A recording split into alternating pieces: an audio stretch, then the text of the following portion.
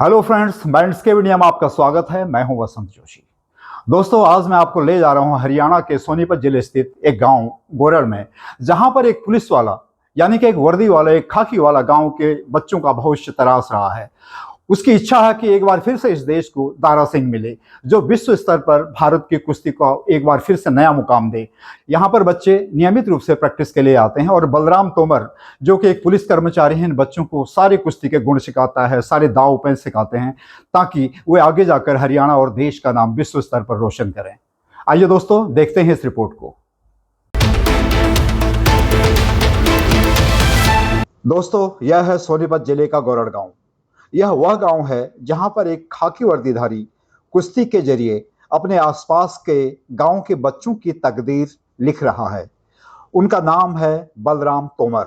हर रोज उनके अखाड़े में आसपास के गांव से 40 से 50 बच्चे नियमित तौर पर आते हैं और आपस में हाथ आजमाते हैं।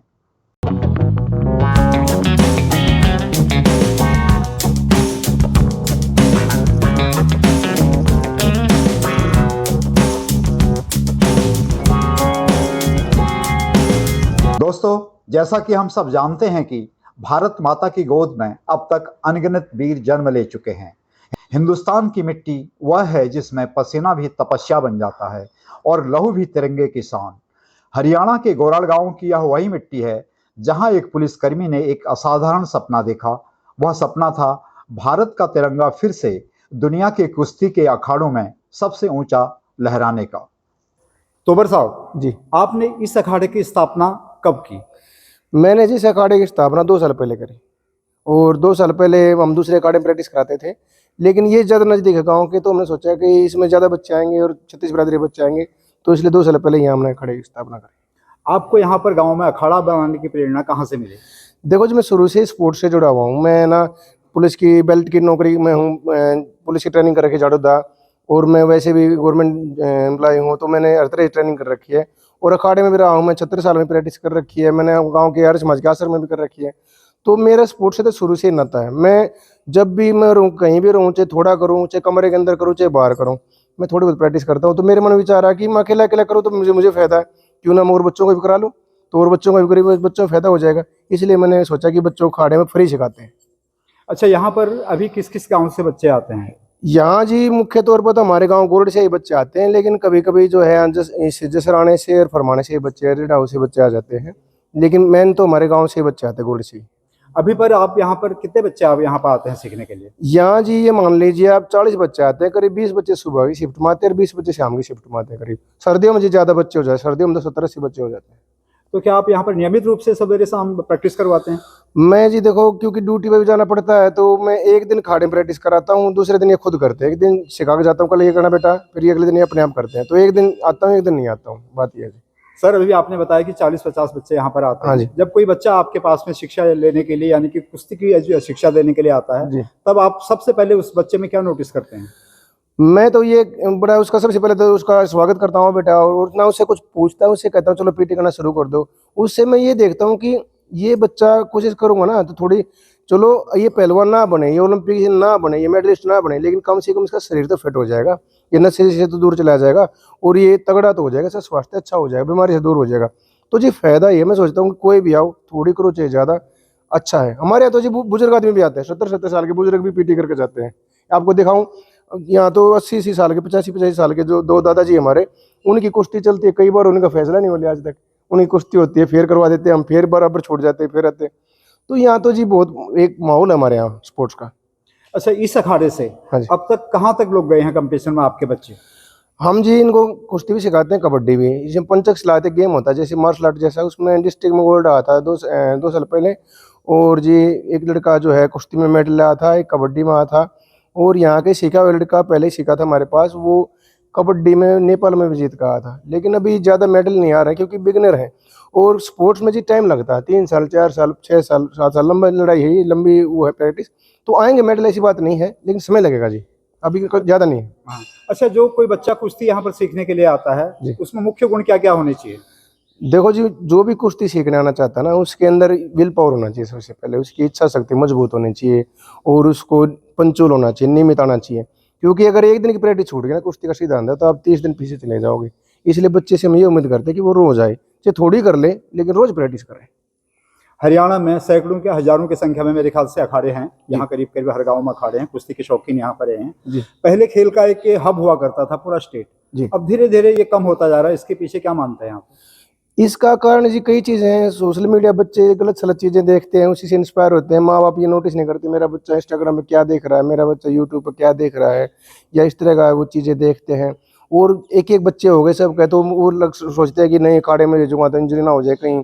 तो लोगों की सोच बदलना पड़ेगा। लोगों को देखो, अगर शरीर स्वस्थ है ना तो मन स्वस्थ है। मन से शरीर से बलवान होगा तो मन से बलवान होगा बच्चा।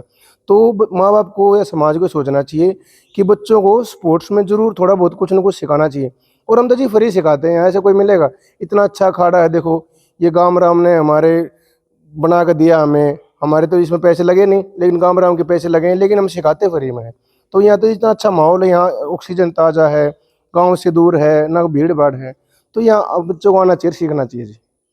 आप एक कोच हैं, जी आप जो बच्चे कुश्ती लड़ते हैं, आप उनसे क्या बोलना चाहेंगे? कुश्ती टेक्निकल तरीके से लड़ी जाए या फिर शारीरिक ताकत से? देखो जी, हम तो सिखा रहे हैं फिलहाल तो इस पर मिट्टी में सिखा रहे हैं, मिट्टी का अखाड़ा आप देख भी सकते हैं। लेकिन बाहर कुश्ती लड़ी जाती है मैट पे, तो हम मैट की भी प्रैक्टिस कोशिश करेंगे, मैट आ जाए।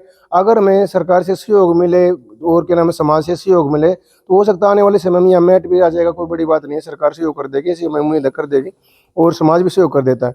लेकिन वो पहले ये देखेंगे कि हम जो सिखा रहे हैं हमारे अंदर कुछ फायदा भी है या नहीं। कई बार क्या होता है कि बिना बात खर्चा हो जाए और मेडल कोई नहीं आए, तो समाज भी हमें जांचेगा परखेगा। शुरू में हमारी टांग भी खींचेंगे, लेकिन बाद में जो वो देखेगा ना कि हम सही रास्ते में, तो मैट भी आएगा। और मैट की ही कुश्ती के पॉइंट होते हैं। कुश्ती अब ये नहीं रही जी, ताकत का गेम नहीं रहा, कुश्ती पॉइंट का गेम, और वो मैट पर सीखा जाता है सही से। लेकिन शुरुआत कोई भी गाँव हो या शहर का बच्चा हो, खाड़े से शुरुआत, मिट्टी से शुरुआत होगी जी, शुरू से ये रूल है। आप जो कोशिश कर रहे हैं, आप अपनी कोशिश में अपने आप से किस हद तक संतुष्ट हैं? देखो जी, मैं संतुष्ट नहीं हूँ, क्योंकि चक्कर क्या है कि एक तो मुझे ड्यूटी पे जाना पड़ता है बीच बीच में, और मुझे कई सामाजिक काम भी करने पड़ते हैं। मैं गौ सेवा करता हूँ, मैं पौधे लगाता हूँ, कई समाज सेवा करता हूँ।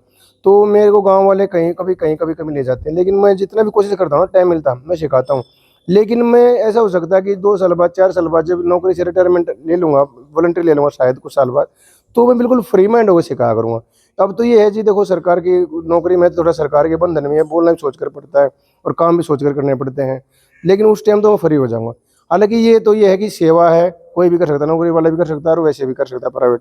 ठीक है जी। तो ये है कि फिलहाल थोड़ा सा मैं समय कम दे पाता हूं, बस बात ये है। आप सरकार से किस किस्म की मदद की उम्मीद करते हैं?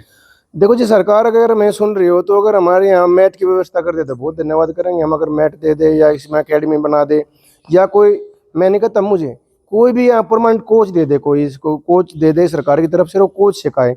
मैं भी सिखाता रहूँ, ऐसी बात नहीं है, लेकिन कोच भी सिखाए। क्योंकि जो जो प्रॉपर ट्रेनिंग किया हुआ कोच है ना, वो ज़्यादा रहता है। हम तो देखो जी, ये है कि उतने ट्रेंड नहीं है जैसे कोच की तरह। हम जो है कि बच्चों को बेसिक सिखा सकते हैं, बिगिनर सिखा सकते हैं, लेकिन एक नेशनल लेवल पर, इंटरनेशनल लेवल पर अगर मेडलिस्ट बनना है तो उसके लिए कोच की जरूरत है, और उसके लिए एक अकेडमी जैसा माहौल चाहिए प्रॉपर। आज विश्व मंच पर हमारे पहलवान काफी पीछे नजर आते हैं। दारा जी। सिंह के समय के बाद बीच में कुछ ठीक रहा, आजकल फिर बहुत पीछे नजर आते हैं। तो इसके पीछे आप क्या मानते हैं, क्या कमी उनके अंदर रहेगी? उनकी कोशिशों में कमी रही या फिर सरकारी प्रयास कुछ कमजोर रहे संसाधनों का? देखो जी, सरकार कोशिश करती है, ऐसी बात नहीं, सरकार कोशिश करती है, लेकिन कई बार क्या है, हमें जानकारी के अभाव में या माहौल नहीं मिलता, उस चक्कर में उसका फायदा नहीं उठा पाते। सरकार तो बजट भी देती है स्पोर्ट्स का, कुश्ती के लिए पैसे भी खर्च करती है। हम सरकार से ये नहीं कहते कि नहीं करती, करती है सरकार, ऐसी बात नहीं। लेकिन जो है कई बार अवेयरनेस की कमी से होता है, और कई बार जो है कोशिश नहीं कर पाते। हमें सरकार सुने या सरकार के पास हम जाएं तो जरूर हो सकता है, ऐसी बात नहीं है। सरकार कोशिश करे, कुछ भी हो सकता है। सर, जो भी आपके आसपास के गांव के बच्चे कुश्ती सीखना चाहेंगे, जी, उनके लिए आप क्या मैसेज देंगे? मैं तो ये कहता हूँ भाई, शरीरात खलु साधनम, यानी कि शरीर जो है ना सारे साधनों करता है। शरीर है तो सब कुछ है। अगर आप स्वस्थ शरीर में है ना तो सारे काम कर सकते हैं। कहते पहला सुख निरोगी काया, और निरोगी काया कब बनेगी? अच्छा खान पान, अच्छी नींद, ब्रह्मचर्य और अच्छे प्रैक्टिस से। अगर आप देसी खाना, देसी डाइट करेंगे ना और देसी तरीके से रहेंगे तो बहुत स्वस्थ रहेंगे। हम जी देसी चीज़ का प्रमोट करते हैं। हम ना तो कभी पाउडर डब्बे, ना इंजेक्शन, या जो बेचते रहे बाहर, पता नहीं क्या क्या लोग इंस्टाग्राम पे क्या क्या चला रहे हैं आजकल, हम उसके पक्ष में नहीं है। हम देसी दूध, दही, घी, चने, बादाम, हम तो इन देसी चीज़ों को ही बताते हैं जी, ये खाओ, इन्हीं से ताकत बहुत आ जाएगी। दूध में बहुत ताकत है जी, घी में बहुत ताकत है, ऐसी बात नहीं है। ये पंचगव्य करते हैं जी, शहद है, घी है, मक्खन है, लस्सी है, दूध, ये तो जी अमृत है। और गाय का दूध तो ये मान लो दूध है नहीं, वो तो वरदान है, दवाई है एक तरीके से। गाय पालो, गौ माता का पालन करो और गऊ का दूध पियो या प्रैक्टिस करो, जय हो जाएगी जी। दोस्तों, दिन भर वर्दी में कर्तव्य निभाने वाला यह प्रहरी शाम ढलते ही मिट्टी के अखाड़े का गुरु बन जाता है और उसके चारों तरफ दंड बैठक लगाते हैं 40 से 50 नन्हे सिपाही, जिनकी आंखों में ओलंपिक और एशियाई खेलों का सुनहरा सपना चमकता है। और यहीं से शुरू होती है गोराड़ गांव के अखाड़े की कहानी, जहां मिट्टी सिर्फ शरीर नहीं गढ़ती बल्कि चरित्र, अनुशासन और राष्ट्रभक्ति भी गढ़ती है। दोस्तों, बलराम तोमर दिन में कानून की रक्षा करते हैं और शाम को मिट्टी में बच्चों के भविष्य को गढ़ते हैं, बिना किसी फीस के, बिना किसी लालच के, बस एक सपना लेकर कि भारत का तिरंगा एक बार फिर से ओलंपिक और विश्व कुश्ती के अखाड़ों में सबसे ऊंचा लहराए। सुबह सुबह जब सारी दुनिया सोई रहती है, ऐसे में हर रोज आसपास के गांवों के बच्चे इस अखाड़े में आते हैं। ये नन्हे पहलवान मिट्टी में लोटपोट होकर पसीना बहाते हैं, क्योंकि उन्हें पता है कि ये पसीना ही आगे चलकर सोने के तमगे में ढलेगा। मेरा नाम प्रिंस है। मैं दिल्ली सुबह शाम अखाड़े में आता हूँ। हमारे कोच बलराम मास्टर बहुत अच्छे हैं और हमें रोज कुश्ती सिखाते हैं, ये एक्सरसाइज करवाते हैं और बहुत अच्छे हैं हमारे कोच साहब। हमारा नाम अरमान है। हमारे मास्टर बहुत अच्छे हैं, हमको रोज कुश्ती सिखाते हैं। हमारे गांव का नाम गोरड है। मेरा नाम नीलेश है। हमारे कोच का नाम बलराम है। हम यहाँ पर सुबह शाम आते हैं कुश्ती खेलने, कबड्डी खेलने, इसलिए हमारे बलराम बहुत अच्छे। हमको कबड्डी सिखाते, कुश्ती सिखाते, दाव पेच सिखाते। हमारे बलराम सर बहुत अच्छे हैं। दोस्तों, ये बच्चे सिर्फ दांव पेंच नहीं सीखते, ये अनुशासन भी सीखते हैं। ये हार जीत से ऊपर उठकर संघर्ष करना सीखते हैं और इनके गुरु बलराम तोमर इन्हें बताते हैं कि सच्चा पहलवान वही है जो अपने गांव, अपने माता पिता और अपने देश का नाम रोशन करे। दोस्तों, हर दिन अखाड़े की शुरुआत सिर्फ कसरत से नहीं होती, बल्कि भारत माँ और इस अखाड़े की जय जयकार से होती है। यहाँ पहलवान बनने का मतलब सिर्फ ताकतवर होना नहीं है, बल्कि एक अच्छा इंसान बनना है, एक ऐसा सपूत बनना है जो देश की मिट्टी को कभी शर्मिंदा ना करे। दोस्तों, गोरड़ गांव का यह अखाड़ा सिर्फ मिट्टी का मैदान नहीं है, ये एक सपना है, एक संकल्प है कि भारत का परचम फिर से दुनिया के कुश्ती के अखाड़ों में सबसे ऊपर हो। और जब ये बच्चे एक दिन तिरंगा उड़कर वापस लौटेंगे तो इस मिट्टी का हर कण कहेगा, यही है असली भारत, यही है हमारी ताकत। दोस्तों, अगर आपको गोरड़ गांव के इस अखाड़े की और इन बच्चों की मेहनत पर गर्व है तो इस वीडियो को जरूर शेयर कीजिए, लाइक कीजिए, सब्सक्राइब कीजिए और इन पहलवानों के सपनों को पूरी दुनिया तक पहुंचाइए, क्योंकि भारत का अखाड़ा भारत की शान है। तो दोस्तों, यह रिपोर्ट थी हरियाणा के सोनीपत स्थित गांव गोरड़ की, जहां पर एक पुलिस कर्मचारी गांव के बच्चों का भविष्य संवार रहा है। वह अपने गांव की मिट्टी को बिल्कुल नहीं भूल पाता है। ड्यूटी से निकलते ही, ड्यूटी से छुट्टी मिलते ही वह सीधे बच्चों का भविष्य तराशने पर निकल पड़ता है। उनको नित नए दांव पेंच कुश्ती के सिखाता है, ताकि एक बार फिर से भारत विश्व स्तर पर कुश्ती के क्षेत्र में फिर से वही कीर्तिमान स्थापित करे जो किसी जमाने में दारा सिंह के जमाने में हुआ करता था। तो दोस्तों, आपसे बहुत जल्द फिर से मुलाकात होती है एक ऐसी ही नई स्टोरी के साथ में। तब तक अपना ख्याल रखें। जय हिंद, जय भारत।